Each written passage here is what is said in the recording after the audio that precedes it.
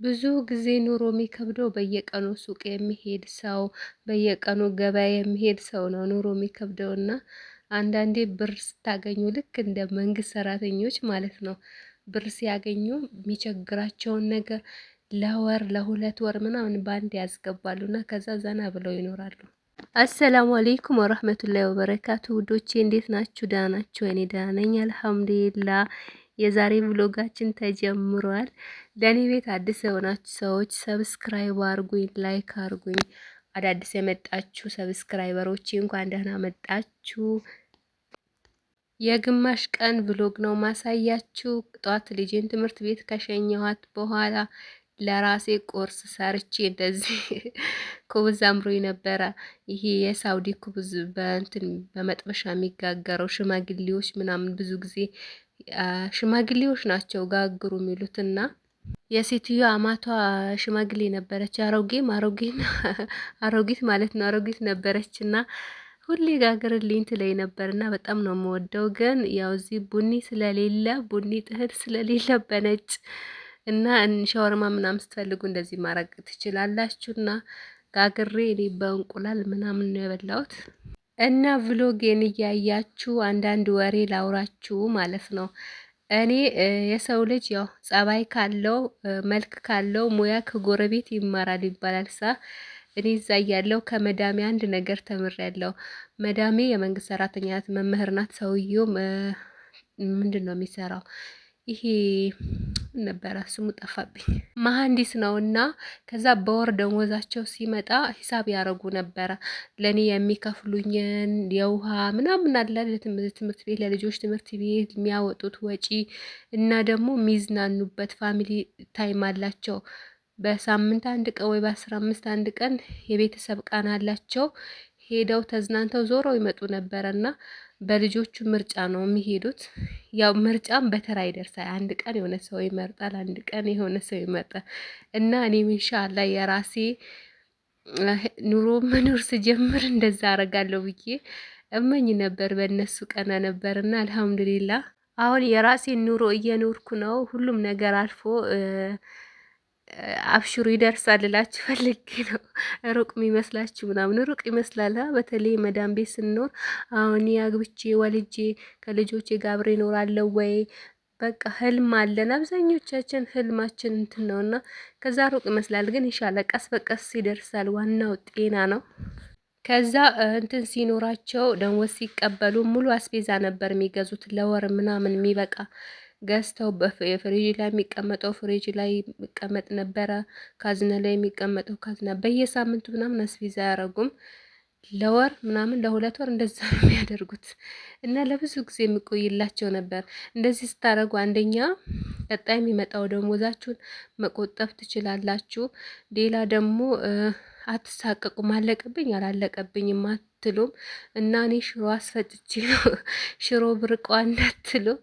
ይሄ ሽሮ ማለት ነው። ሌላ ደግሞ ታተርፋላችሁ እንደዚህ ስታስፈጩ ማለት ነው። ባቄላ ገዝታችሁ አስከክታችሁ ሽሮ ስታስፈጩ በጣም ነው የምታተርፉት። ብዙ ብር ታተርፋላችሁ። በርበሬም ገዝታችሁ እንደዛ ስታስፈጩ ከሱቅ ከምትገዙት እና ገዝታችሁ ከምታስፈጩት በጣም ብዙ ነው የምታተርፉት።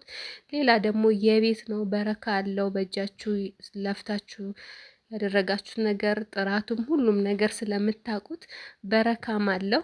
እኔ ረመዳን ሳይገባ በፊት ለረመዳን ነበረ በዚህ ባልዲ ሙሉ አስፈጭቼ ነበረ።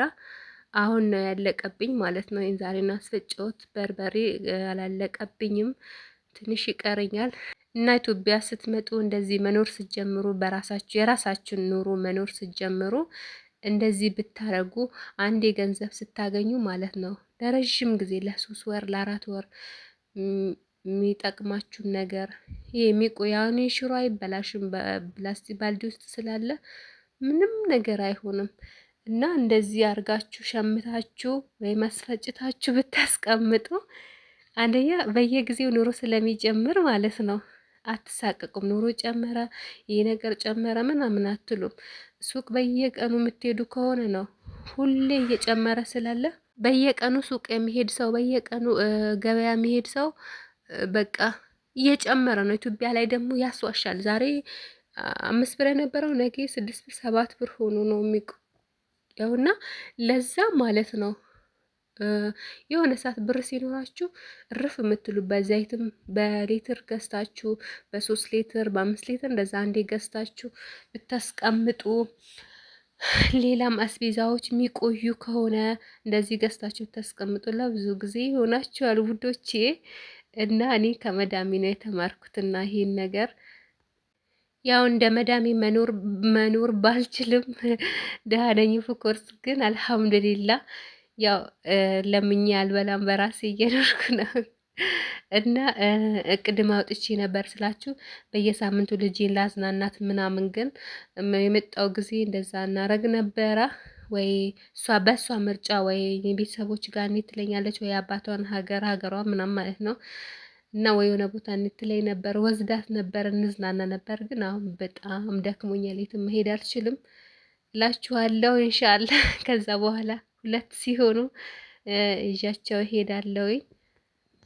ይሄኛው ያሳየኋችሁ በርበሬ ካስፈጨሁት በጣም ቆይቷል እና አንዴ እንደዚህ ስታስፈጩ ገዝታችሁ ብዙ ነገር ነው የምታተርፉት። ሌላ ደግሞ ይበረክትላችኋል። ሌላ ደግሞ ራሳችሁ ስለሆነ ጥራቱንም ታውቁታላችሁ ምናምን። ሌላ ደግሞ ታተርፋላችሁ ማለት ነው። ከሱቅ ይልቅ ብዙ ፐርሰንት ነው የምታተርፉት እና እንደዛ አላችኋለሁ። ቁጥሬን የምትፈልጉ ከዚህ ቪዲዮ ስር ጽፍላችኋለሁ። ቁጥርሽ የምትሉኝ ልጆች ማለት ነው። እና ቃል ታዙኝ ከፈለጋችሁ አሁን ላይ በጣም ስለደከመኝ ቡታጀራ አካባቢ ከሆናችሁ ገዝቼ አደርስላችኋለሁ። ከዛ ከቡታጀራ ውጭ ሩቅ ሰፈር ምናምን ከሆናችሁ አልሄድም፣ ምን ይደክሞኛል ወላሂ። እና ገዝቼ የላችሁ የሚወዝላችሁ ሰው ካለ ችግር የለውም፣ እዚህ ሄጄ እገዛላችኋለሁ እላችኋለሁ ውዶቼ። ባይ